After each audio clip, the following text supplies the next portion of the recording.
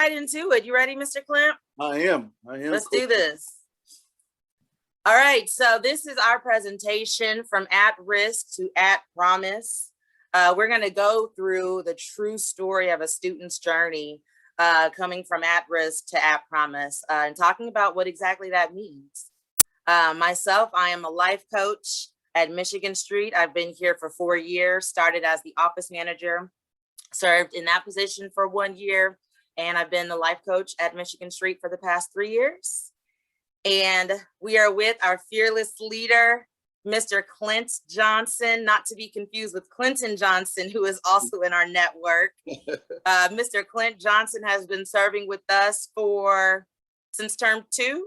Yes. Since term 2, taking on the lead coach role and is doing a fire job at it. Awesome. Thank you, Ms. Kennedy. All right. So let's get into this. The explanation of what we're doing and what this means, why you guys are all joining with us today. So our learning track focus, we chose to talk about what comes next for the Excel Center staff. And we are presenting on focusing, identifying at-risk factors, processing and creating strategies for positive outcomes that'll lead to at-promise students who have been historically underserved. This session will address at-risk factors as well as discovering implicit biases that may affect the way that we serve our students. So we're going to uncover some truths about us or have some time to be able to do that on your own, but we want to help identify what those at-risk factors look like for students and how we can change that around for them. All right. Mr. Clint, you ready to get this thing rocking? Yeah, let's get this thing jumping. Okay, all right. So listen, everybody. I'm high energy. I'm high energy, and you know what? I'm struggling a little bit because I'm battling the cold, so I may sound stuffy, but I got me some last-minute medicine in me, so just bear with us. Bear with me, please. But what I need you to do first is this activity. I want you to either write up one of your students' name down that you serve or have served in the past, or just think about that student, because I want you to think about how they were or what at-risk factors that's preventing them from being successful. Some of the descriptors is talking about that this student is seen very hard to reach, and they can be really hard to connect with. And those are different things now. And some of them have had some of life's greatest challenges or barriers, and they may not see their way out of their situation. So I really want you to think about that person, put that person in your mind, and let us speak on their behalf. This session is really about speaking from this student that you're thinking about from their behalf.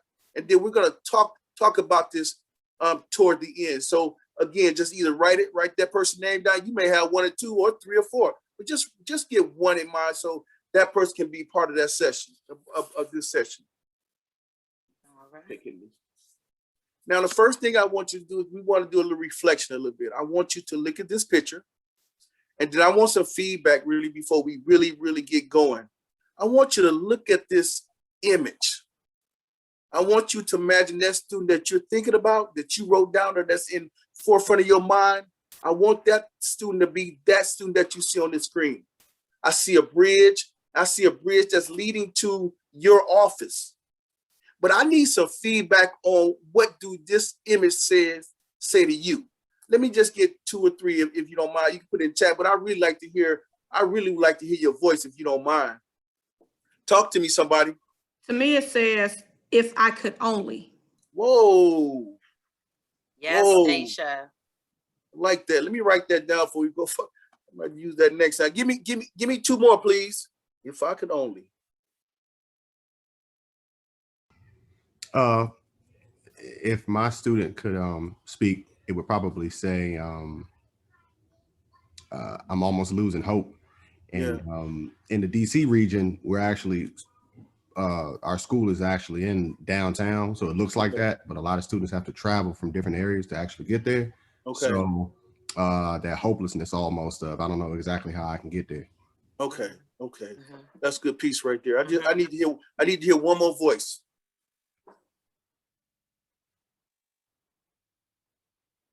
Don't hold up the session, somebody. Come on, talk to me. Because we just talking right now. Tell me what you see in this picture. What is this picture saying to you? Because that's your student. I Speak put it to in him. the chat, but I think I'll go ahead and tell you too. This is something that I hear a lot, is just that's too far, it's too hard, it's too high. Yep, yep. All right. Man, look How do I reach this? Yeah, yeah. Man, I wish I could get there. Man, how, you know what? How did I even get here? Well, is someone gonna help me reach? It's just so far for me to get to. So I need you to know that that is your student right there that we're gonna be talking about today. Miss Kennedy? That's right. That's right. And I like all of those responses. Those are all great responses. You know, students feeling defeated, feeling like it's the unachievable, something that they cannot make it to. But we got something that we want to work on about that. But before we get to that, we want to think about, I want you to ask yourself this question, especially for the student or the students that you wrote down on your note or who you're thinking of in your head. Describe situations in the student's life that you serve that makes them at risk of being successful. What are some things that are causing at-risk factors for them? And feel free to drop those in the chat, or if you want to holler them out loud. What are some things that might hold students back? And there's a wide variety of things. We want to hear what might be the effectors for your students. Housing is probably one of the biggest ones. Yeah. Child care. Somebody said child care. Addiction. Wow. Yeah. Yes. Yes. Food insecurity. Talk to us. Yeah. Finances. Mm-hmm. Mm-hmm. Anger issues. Literary. That's real. Yeah, that's real. Because all we're doing is saying, you tell us, because this is what we need to be talking about right now, because these are the students that we serve that have at-risk factors. Fear of being successful. Yes. Yeah. Yes, guys. Come on with this. Undiagnosed learning disability, Kennedy. Oh, yes. Oh, yes. Ooh, I Things like that this we one. don't even know about. No positive role models in their life. Yes. Ooh, I can't wait to talk about that one. I know. You guys are coming with those good answers. Nobody's Right. sleepy in this session. Y'all are Yeah. awake and I love it. We Those we are should all go ahead- valid answers. Kennedy, we should go ahead and sign off and just let them Just do the you spiel. guys already got this. Yeah, so let's because go, that's Kennedy. exactly what I was going to say next. Yep. A lot of the factors that we are able to identify for our students are a lot of what you guys already said. They're coming from broken family structure homes, whether that's a single parent home, growing up in foster care, and or experiencing homelessness, having negative contact with agencies such as law enforcement, schools, being arrested, you know, constant chronic truancy and being rejected from these agencies and not feeling like they have a place in society or in a school setting. Having past or current substance abuse, whether that's for themselves or family members or friends that they know that's struggling with addiction. And also we see a lot of mental, emotional abuse, sexual abuse, and people who've experienced some form of physical abuse, whether they're still going through it in the moment that we meet them, or whether they're survivors who are trying to set their life on another path. They come to us because they want that bridge built, but they just don't know how to quite do it, right? They have all of these different triggers and traumatic events that they've lived through that hinders them and makes them feel like crossing that bridge might be unattainable. It might just be a feat that they can't get over, but we're here for a reason, right? We want to make sure that they know that they can. And we got something that we want to share with y'all to help us rebuild that bridge.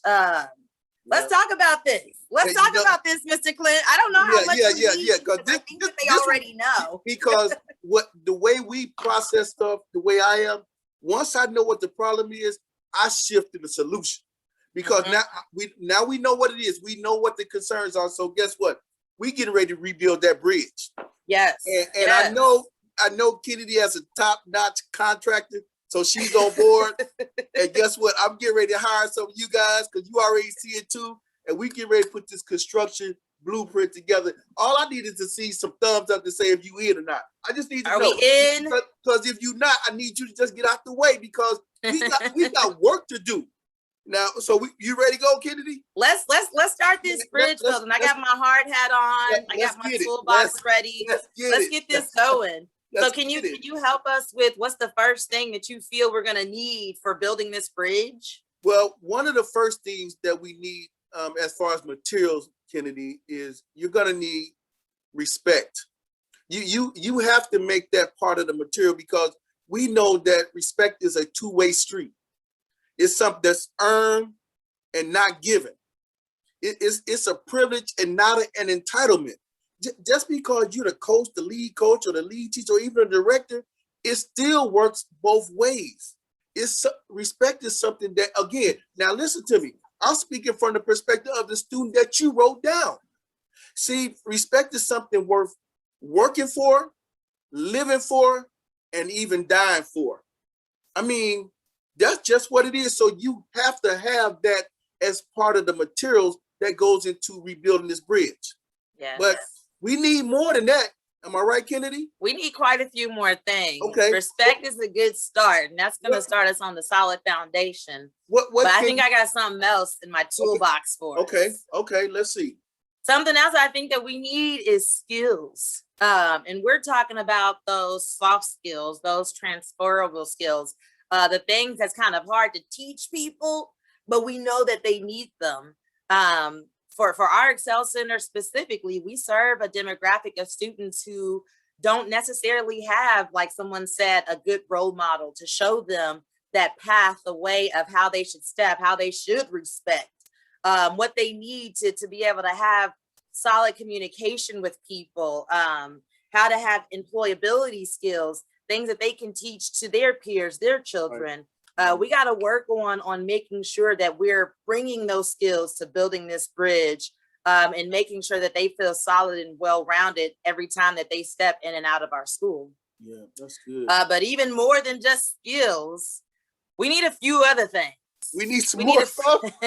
Well, listen. Why don't you ask them to add something in the chat box to be just in case they think about why do they need skills? If you guys have anything, as we're going, let us know. Yeah, let us know. Drop us some things, and Mr. Clint, call them out because I can't see the chat. So as you guys drop some things, if y'all have something in your toolbox that you think that we need to add, let us know. Let's do this. We're building this bridge together. Because we still building. We still building. I think another big thing that we need is opportunity. Okay. Opportunity. And more than just, of course, what we're guaranteed to give our student, more than just that diploma or the dual credit or the certification. We're talking about that judgment-free opportunity, that chance that they didn't get at a previous high school, that chance to be able to start over and have opportunities that they missed out on when they should have gotten it the first time. Because we need this to create a little bit of buoyancy, a little bit of give and take on that bridge so it doesn't snap. And we do that by, coming in to teach them some skills. If you guys have student PD series where you teach your students things that they need to learn that are going to be outside of skills taught just for Core 40 diploma. Right. Making sure that we set our students up with counseling if that's what they need. At our school, we're able to offer counseling through Aspire and free sessions for our students. So that's an opportunity to clear their mind, free their spirit, so they can continue to focus on building that bridge as we do it with them. Maybe field trips and getting their mind outside of the normal school zone and opening their eyes to something that's maybe in your community that they didn't know that they could take advantage of, have their family and friends go to and visit. So creating opportunities that you didn't think that they needed, but definitely can experience and take advantage of. We got anything coming in the chat? Yeah, someone put down relationships. Oh, yes. Somebody put down self-confidence. They said, would that fall under skill? It sure will. Yes, those are some soft skills. Yeah, that's a developed skill that they need to be taught. Absolutely. And then somebody put down amen. I'm taking that too with me, okay? And somebody put down grit. That's right. These these are the hired contractors that we hired, Kennedy. You know, we got some good contractors. They know what they're doing. I really don't even know if we got to tell them everything. They got these tools already set up. Yes, let's work on this. I can think of something else that's going to go into that relationships column that someone else said. Can you take us there, Mr. Clint? Sure. I think one of the materials that you need to put into this bridge materials, you need a supportive peer group. You can formulate group study sessions like we did when we were in college. A buddy program. You may bring some of your past students in on the orientation and say, hey, I want you to buddy with them so it can continue to build a relationship and give them more support. Someone had just got through with this journey for someone just getting ready to start on this journey. You can have your graduates become mentors. You know, again, sponsor a new student. These are the type of supportive peer group that our students need to have. You need to have committees that's strictly led by students and then have a staff person to oversee it. Even what about an alumni or organization to keep them connected, to keep them as people that market the services that we do? You know, who knows the best, who can sell it the best than someone that has been through it? But I want to hear what all you have to say about what do you think about providing supportive peer group to our students. Or if you guys do some things at your school, feel free to share it with us because we can use some collective thinking and someone else can see an idea that they haven't thought of and we can get something started up at our school or another location. Yeah. So share with us some things that you guys might do at your schools to create a supportive peer group atmosphere.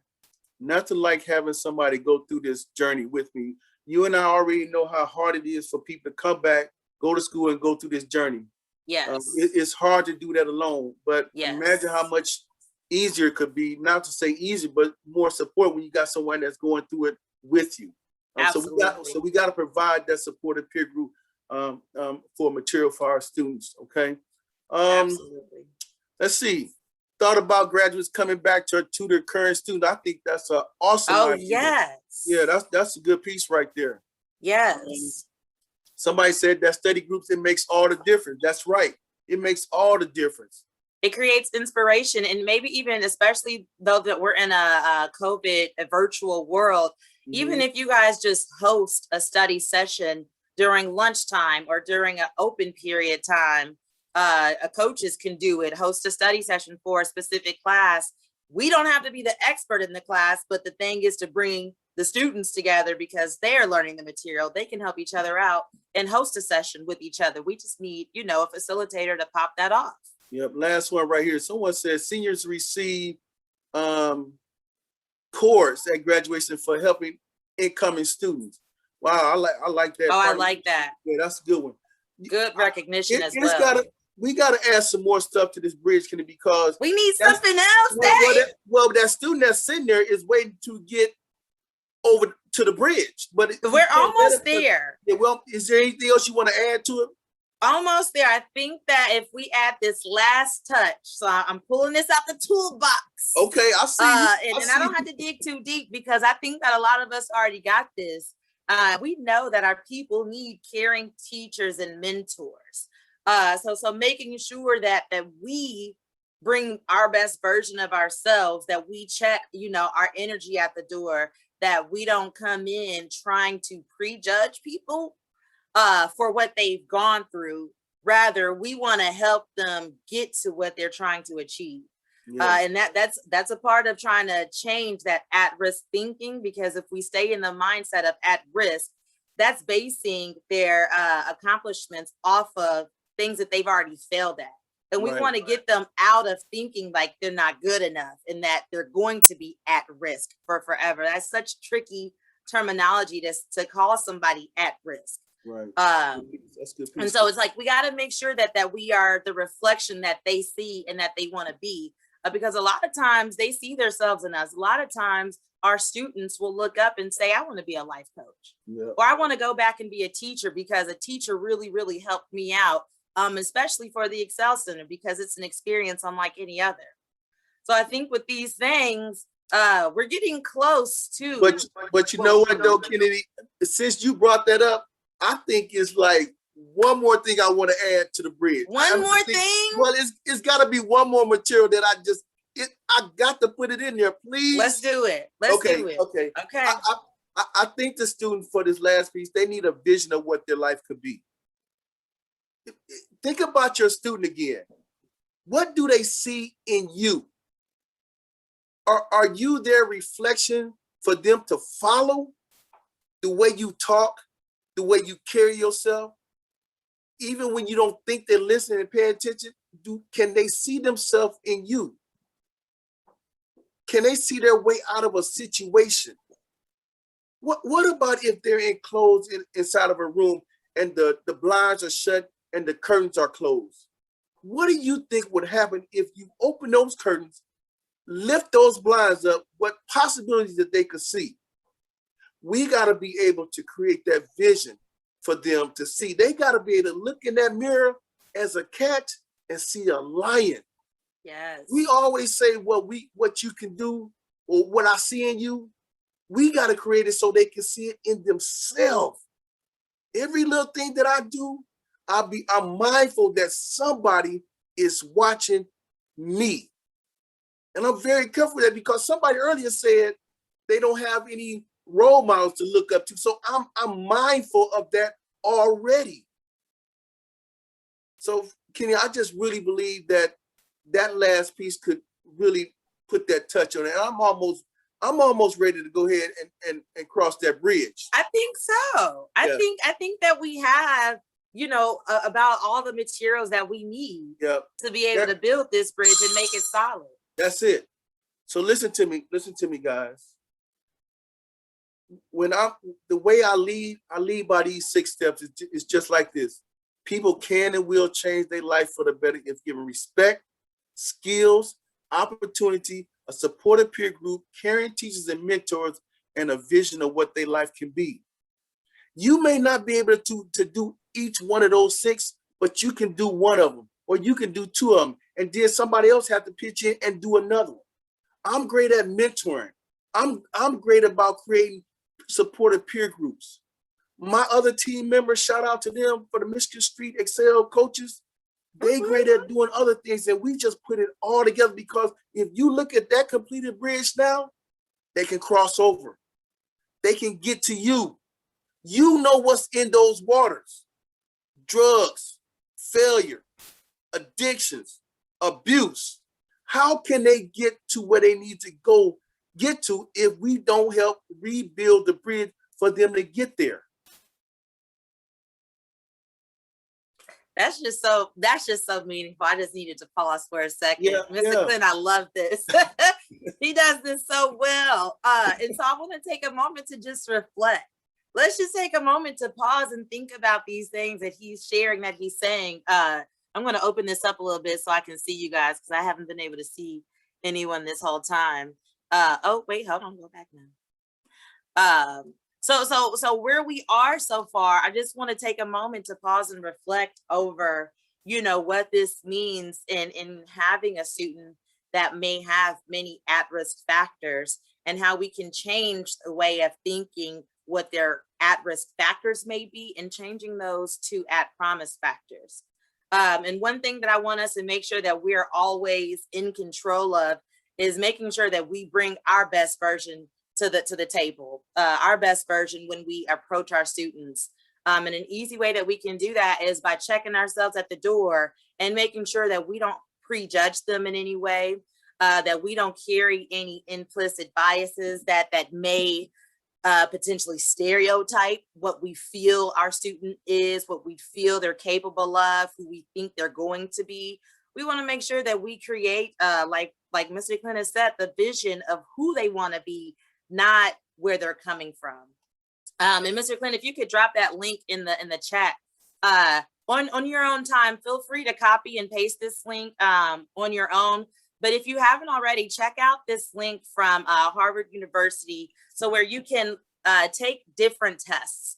There's a wide variety of tests that you can take to see what thoughts do you maybe pre-hold against a student, whether that is for age, race, sexual orientation, gender, religion. There's a wide range of tests that you can check just to see, you know, what do I bring to the table, maybe unintentionally, and then that'll give us a moment to say, let me make sure that this is not what I reflect on my student, right? That's good. And so with that, I'm gonna pop you guys back down with that. So now that we've built this bridge, I want to look back at this slide because we said earlier that these are a lot of at-risk factors for our students, you know, broken family structure, seeing past or current substance abuse, physical, mental, emotional abuse. So when we are trying to have a conversation with a student, we want to make sure that we're not judging off of at-risk factors, and we start to create at-promise factors. So changing their way of thinking. And that turns into, if they're coming from a broken family structure, we can help them understand that they can break generational curses. They can be that person that's setting the path to move forward, to do something different, especially by coming to our program, furthering their education, doing what's next best for them. And we do all of that by helping them to see their vision and understanding that they're not an at-risk factor, that their life has a lot of promise. Making sure that they are getting mental health checkups. A lot of our schools do have resources. If it's not free counseling, then maybe it's making sure that we can get their insurance set up so they can go to counseling elsewhere outside of our school. Letting them know that they are at promise of experiencing wealth.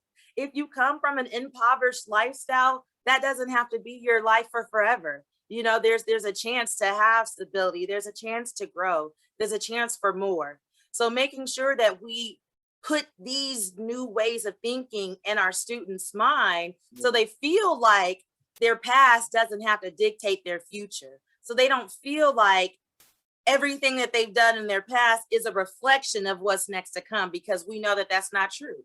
We know a lot of people who have come from rags to riches or experienced, you know, an at-risk lifestyle and been able to turn their life around. But we just have to be able to make sure, that we show our students what they are at promise of rather than what they are at risk of, because they've already experienced a lot of these risks and a lot of that adversity, right? That's good. That's good, Kennedy. That's good. So what I want to do next is I want us to watch this video. When I click this video, don't get nervous. It looks like a long video, but we're only going to watch about 5 minutes of this video.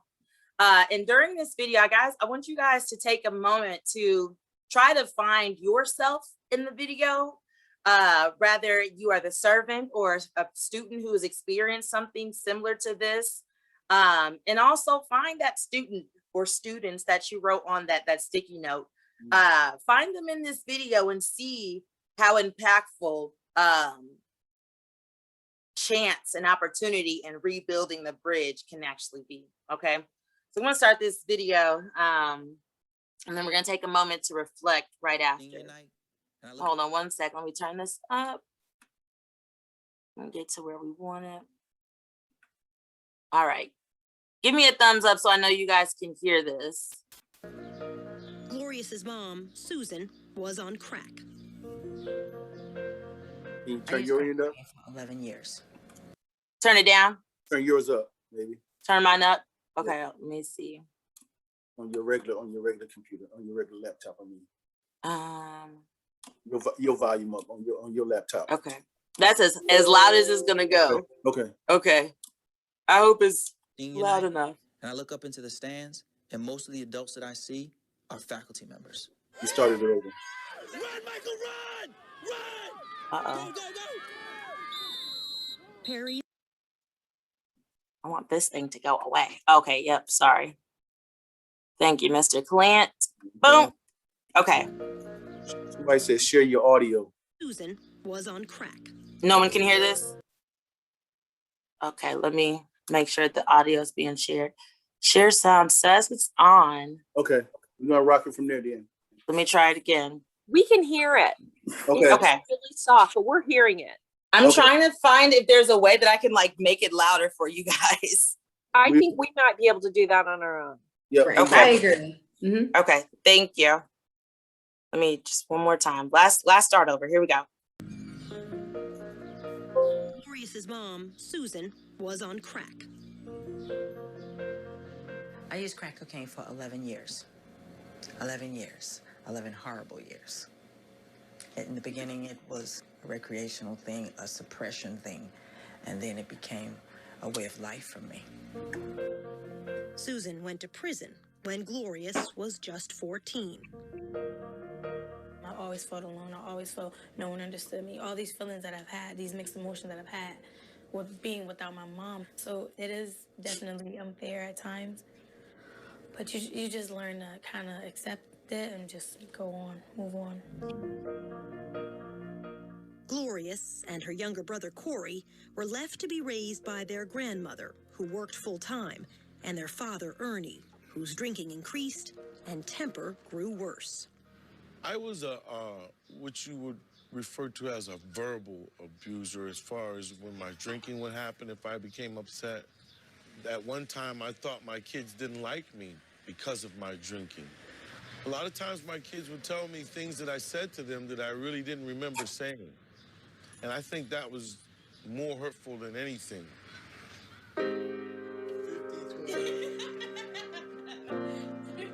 When my dad is sober, you see how much of a good person he could be. And then in a split second or within an hour, you see this ugly side of him. And that's the hardest part, maintaining and juggling with that emotion, like how do I approach him? I often say to children, you have to learn to play hurt. You want to sit? You want to cry? Then when you're done crying, guess what's going to happen? Nothing. Nothing's going to change. But you and I can work on something that's going to change it. Steve Perry and Glorious have been working toward this moment since Glorious first entered Capital Prep's doors, her first college interview. Talk about what you do well. Focus on the best that you have to offer. Let them know you're a hard worker, which you are. Okay. Let them know you're a considerate person, which you are. And that you're going to take very seriously your study of social work. Okay. Now, it's all up to Glorious. Gloria, Yes. Miss Jordan from Post University. Hi, Nice how to are meet you? you. Nice to meet you Pleasure. too. Hi, Summer Saruda. Nice to meet you. Nice to meet you too. Next, Glorious's fate is decided.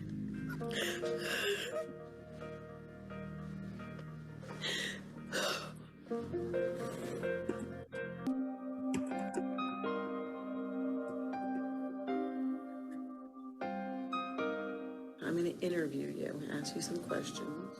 Glorious Menifee is nervous. Okay. Okay. She's in her first college interview, and the outcome could change her life. Glorious has a lot to say about the struggles and obstacles that I've gone through throughout the years while attending Capital Prep. What program are you thinking about going into? Do you have any idea? Social work. Social work. Hopefully social work. And why are you choosing that passion in your life for social work? What is drawing you to that? Because of a personal experience.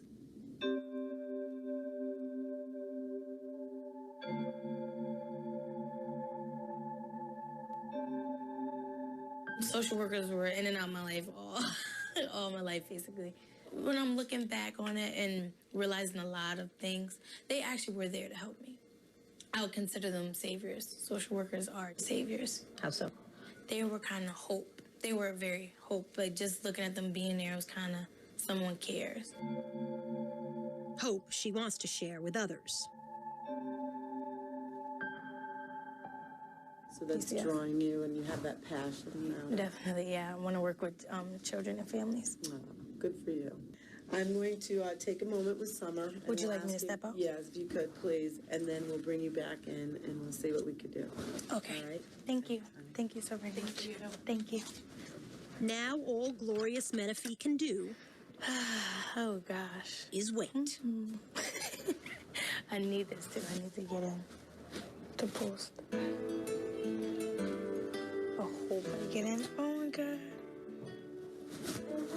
Because I've worked hard. Glorious peeks inside and sees her college counselor meeting with the Post staff. For Glorious, the wait seems forever. Oh, gosh. I'm about to cry. Oh, man. Okay, you're gonna go back in.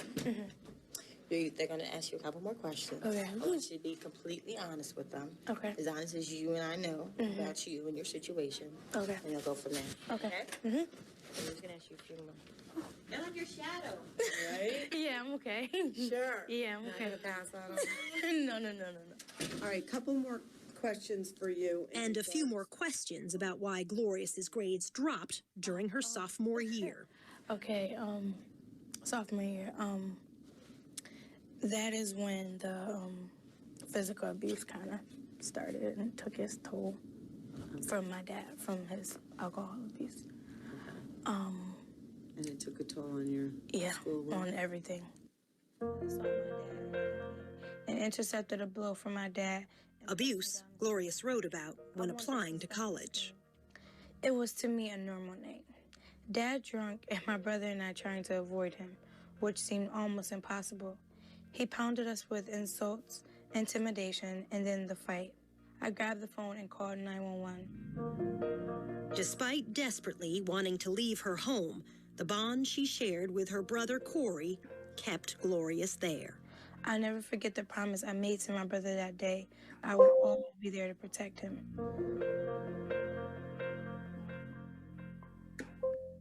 I'm going on a limb here. I'm gonna give you an accept. We're gonna make it happen for you. Okay. Okay? Don't get upset. I'm gonna get emotional. Okay. You Oh deserve gosh, it. thank you. You worked hard. Whew. Congratulations. Thank you so very much. All right.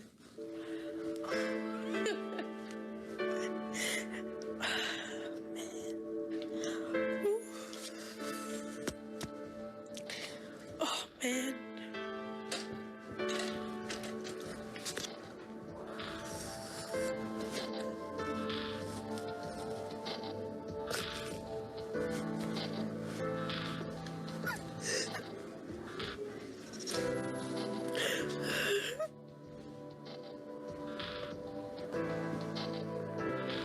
Oof, they're giving me a way out. Man, as many times as I've seen that video, I still almost get choked up. I've seen that video so many times at this point. But like she said, she has a way out now. The school's giving her a way out, and she said she wanted to be a social worker. She wanted to do what other people have done for her and give that back, and that's why it's so important to make sure that we are helping our students to reconnect that bridge, to build it, so we can help give them a way out. Okay. So now I want you guys to meet a student who has lived through adversity, and this student had many at-risk factors and was able to turn their life into an at-promise victor. And I want you to meet someone who's overcome many trials and tribulations that's helped him to see his way out, and he doesn't, identify himself as at-risk factor or having those, but an at-promise victor. All right, so let's go.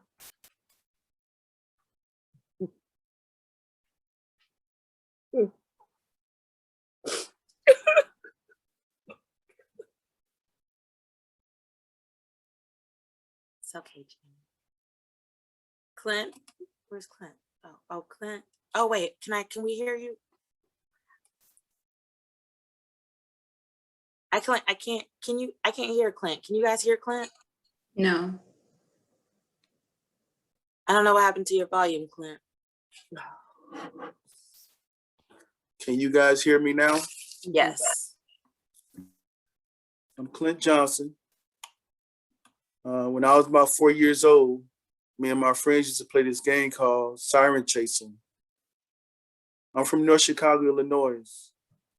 And where I'm from, anytime that siren go off, we knew if something was going on. It could be a domestic, it could be a gang stuff going on, some stabbing or shooting, and we just knew it. But I can remember just like it was yesterday when that siren went off, we jumped on our big wheel and we just sat still because the siren was coming to us. And as that siren got closer and closer to me, this truck pulls up to my house and these two white men jump out the back Again, I didn't know it was an ambulance, so I still referred to it as a truck. And they ran up the steps to my house and they brought a young lady down on a stretcher. This young lady was 22 years old. And that was the last time I seen my mother alive. I didn't have no brothers and sisters. It was just me. And I grew up in a gang environment. And I had a father, but the problem was he stayed down the street with his wife and kids, that they don't know me now. And my aunt, who was there, said I cried so much that they had to take me to the hospital because my temperature got so high. And after that, I just suppressed it for the rest of my life. No one ever talked to me about it. And they thought they was helping me, but it was really hurting me because I just didn't know what was going on. So I only say that to say I don't use the word mom because I'm afraid I'll mess it up because I've never had practice using it. And then some of my colleagues, I hear them talking about their dad or something. And I know, I don't know if my directors don't, I hear her talking about her dad, how she referenced him and uplift him. I just don't know what that looks like. I don't know the feeling of that. See, I grew up not having, and you ain't know me to finish that, but I'm still stuck on not having. See, the person that you chose is me. We are like books with no covers. You don't want to be bothered with me.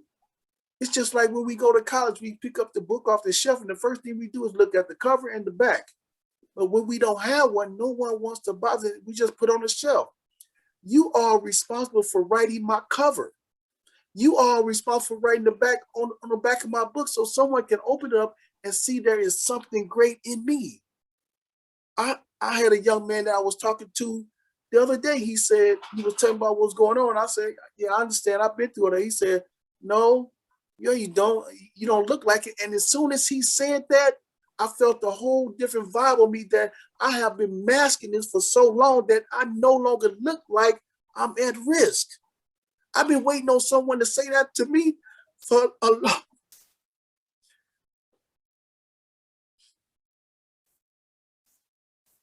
Yeah, I've been in the military. I got a social degree. I got 2 bachelor's degrees, 1 in ministry, and I'm in my master's program for social work.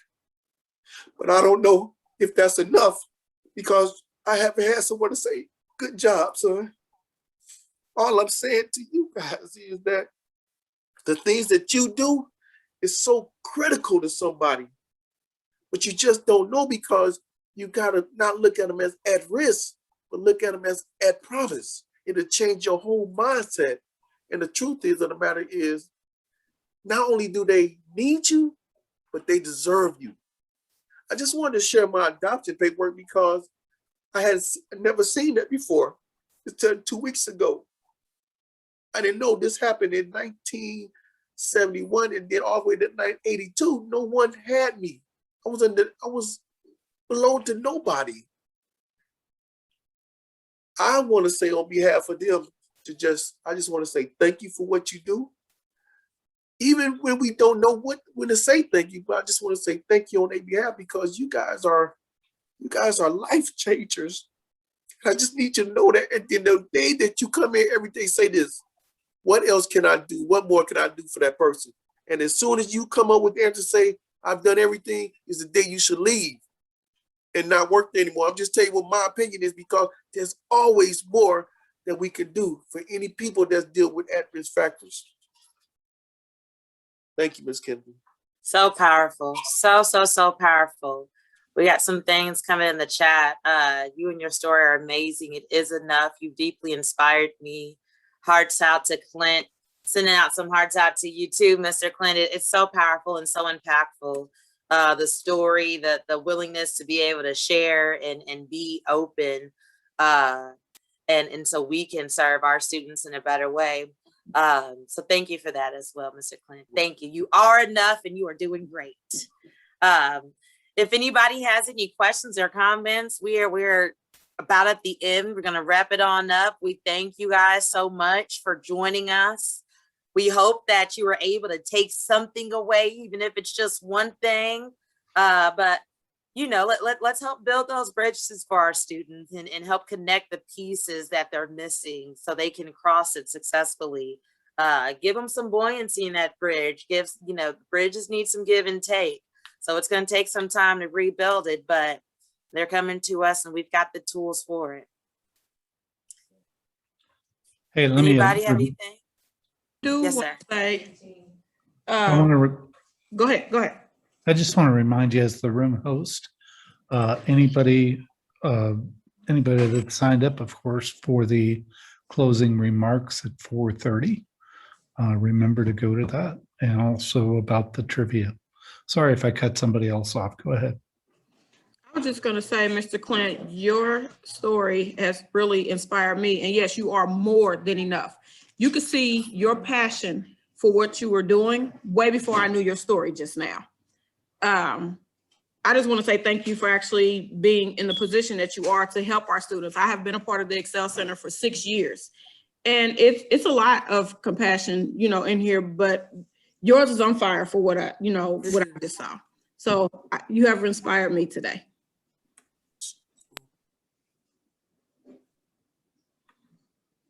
Thanks for being here, Stacia, and everyone else. This has been a great time. Last session is over. So we're gonna head on to the closing remarks. And then I think cocktail hour is after that. So you all have a wonderful Friday, a great weekend. We thank you so much for joining us. Bye, guys.